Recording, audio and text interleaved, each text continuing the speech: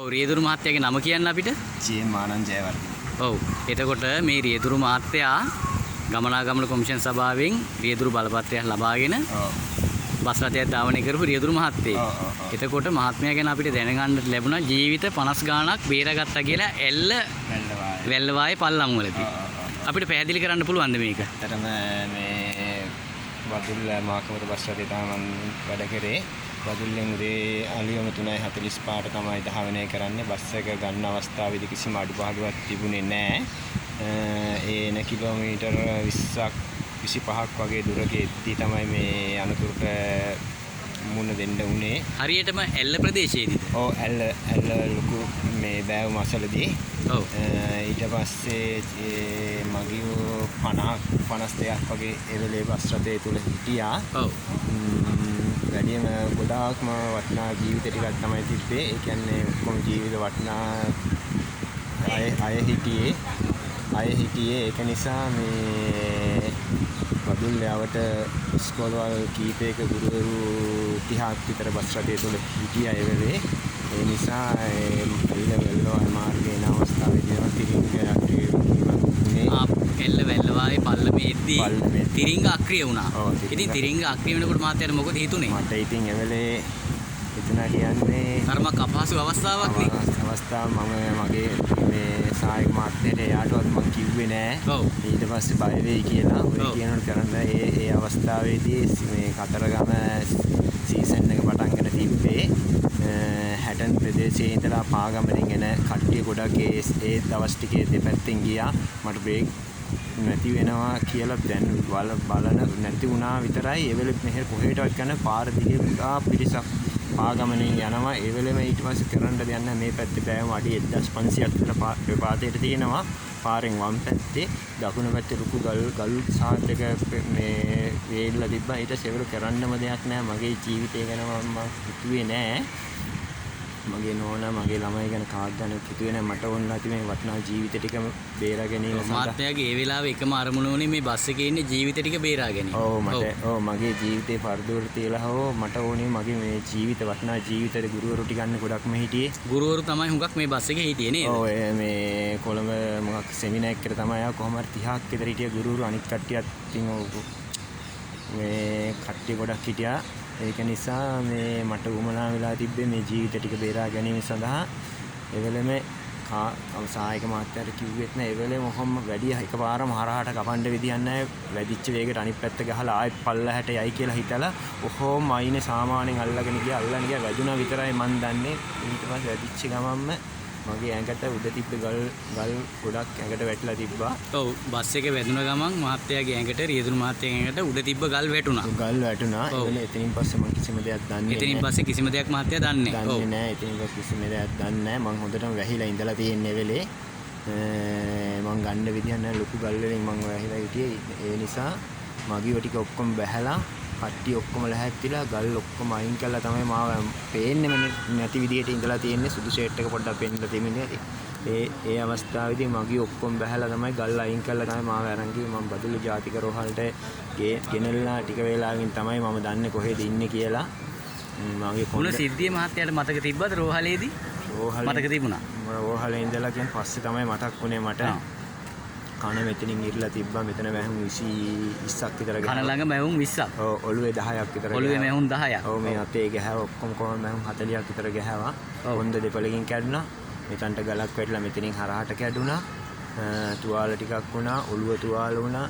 එතකොට මහත්තයාට දැන් මේ වෙනකොට රැකියාව කරගන්න පුළුවන්ද? රැකියාව කරන්න අමාරුයි. මට තාම බර වැඩක් කරන්න විදියක් නැහැ. එතකොට කොහොමද ජීවන වෘත්තිය ගෙනියන්නේ? ජීවිත වෘත්තිය ඉතින් පොදුවන් විදියට සාමාන්‍යයෙන් වැඩි මහන්සි යන වැඩි බරක් උස්සන්න නැතුව බැලුම් බස් එක්ක බදුල්ල කොළඹ සුපර්ලයින් බස් රථයේ දැන්ට රැකියාව කරනවා. දැන් රැකියාව කරනවා.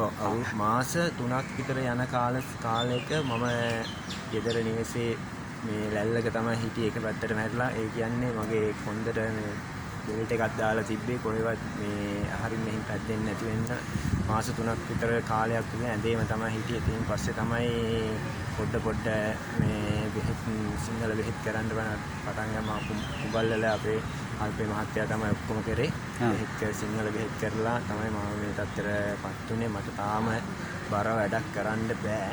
ඔව්. බර දෙයක් උස්සන්න බෑ හරියට නැමෙන්නත් බෑ. ඒක නිසා දැන් ඉතින් ජීවත් වෙන්නත් ඕන නිසා රැකියාවක් කරන්න. කොහොම හරි රැකියාව කරගෙන යනවා. මහත්තයාට සතුටු වෙන්න පුළුවන් මහත්මයා ජීවිත 50 ගණක් බේරුවා. ඔව් මට ඒ ඇති. ඔව් මට ගොඩාක් සතුටුයි ඒ ගැන.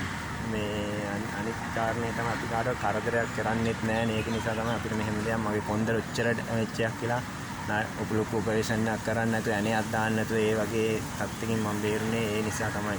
ඔව්.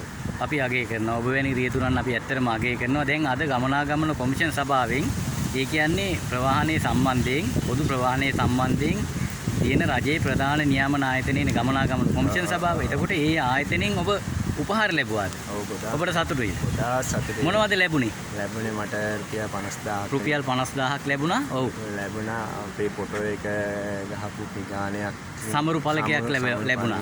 ලොකු ලැබුණා. සහතික දෙකක් ලැබුණා. තවත් මොනවාද බඩු වාගයක් තියෙනවා මම බැලුවේ නෑ. ඒක කියන්නේ ගොඩාක් සතුටේ කියන්නේ අනික ඔය වගේ දෙයක් වුණාම රියදුරුත් වුණාම පොඩ්ඩක් මානසික වැටෙනවා. ඒ වගේ ඔය වැටෙන ඒ වගේ දැන් අපිට එහෙම වැටෙන්නේ නෑ. මේ වගේ දෙයක් කරනින් අපිට ගොඩාක් සන්තෝෂයි. ජාතික ගමනාගමන කොමිෂන් සභාවේ සභාපතිතුමා ඇතුළු අනිත් සියලුම නිලධාරීතුමාලා ගොඩාක් මහන්සි වුණා මේ දෙයට. ගොඩාක් සතුටුයි. ගොඩාක්ම කියන්නේ කියාගන්න බැරි සතුටක්. දැන් ඔබ උපහාර ලැබුවේ නිකන් ආයතනයකින් නෙමෙයි රජයේ කොමිෂන් සභාවකින් නේද? ජාතික ප්‍රධාන ආයතනයකින් රටේ තියෙන ප්‍රධාන ආයතනයකින් උපහාර ලබන්න මේ වාගේ තෑග මුදලක් ලබන්න ඔබ හරි වාසනාවන්තයි. අනික අපේ මේ සභාවේ මේ ඇමතුමාලා ගොඩාක් කට්ටිය ඇවිල්ලා හිටියා. අපිට කොහොමද නැත්තම් ඔය වගේ ඔය කට්ටියන් ළඟ දකින්න වෙන්නේත් නැහැ. දකින්න අපේ ප්‍රවාහන නියෝජ්‍ය අමාත්‍යතුමා ප්‍රවාහන හා මහාමාර්ග නියෝජ්‍ය අමාත්‍ය ගරු ප්‍රසන්න ගුණසේන මැතිතුමා ආවා මේ උත්සවයට නේද? ඔක්කොම අපි ළඟ ඉතින්ද අපිට සාමාන්‍ය කට්ටිය කතා කරන්නවත් බෑනේ නිකන් වෙලා මේ වගේ අවස්ථා කොටා සතුටින් මට මම දැක්ක ඇමතුමා සුවදශීලීව කතා කරනවා. ඔව් මට කතා කරා මේ මට ඇත්තටම ඇඟේ තිබ්බේ දැන් කලින් පොඩ්ඩක් ඇඟට හරි අමාරුවක් වගේ තිබ්බා. කලින් සන්තෝෂින්දත් දන්නේ සතුට නිසා නේද? මං හිතන්නේ ස්වභාව ධර්මයේ ආශිර්වාදය ඔබට ලැබෙනවා ඇති ජීවිතේ බේරපු. ඔව් ඒක නිසා මට දැන් මේ ඉතුරු රෝග ටිකත් හොඳයි වගේ තමයි දැනෙන්නේ. ඒක තමයි. ඇත්තටම දැන් අපිට කියන්නකෝ දැන් ඔබ වැනි රියදුරෙක් අනිත් රියදුරු මහතුරුන්ට මොකක්ද කියන්න තියෙන්නේ? ඇත්තටම කියන්න තියෙන්නේ ගොඩාක්ම මේක ඇවිල්ලා වැඩි තරහ ගන්න බෑ.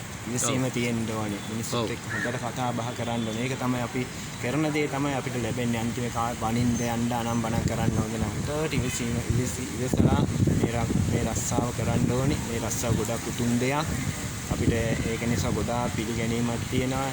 ඒ වගේ ඒ නිසා මම කියන්නේ ඉතින් අපේ රියදුරුන්ට කියන්නේ අපේ සහෝදරයෝ ඔක්කොම හොඳට ඉවසීමෙන් කටයුතු කරන්න දුරදිග බලලා ඒ ඔක්කොම ඒ කාර්යයෙන් කරන්න ඔය මේ එදා බදු ඇල්ල ප්‍රදේශයේ මගේ ඔය ඇක්සිඩන්ට් වෙච්ච ඒ ආසන්නම තමයි ඔය මේ තංගල්ලේ බස් රථෙන් ප්‍රපාතයකට ගියේ. ඒ ආසන්නේම තමයි මේ මෑත කාලේ. ඒ කිලෝමීටර් අඩි ගාණක් ආවට තමයි ඒ රියදුරු මහත්තයා හරියට කල්පනා කරලා බලලා ඉතින් බලලා එච්චර කරන බ්‍රේක් නෑ කිකී ඉතින් මොකටද පල්ලහැට ගියේ එතනම කොනා හරි කරනවා නම් දෙයිනේ කියලා ඔය ජීවිත පහලක් වෙන්න ඇති බේරෙනවනේ නේද? ඔව් කකුලක් අතක් පයක් කැඩලා හරි බේරෙනවා ජීවිතේ බේරෙනවා. ඔව් මගේ බස් රථයේ ඔය 52ක් හිටියට කවුරුත් ස්පිතාලයකට ගන්න කිසිම දෙයක් වුණේ නෑ. ඔව් කාටවත්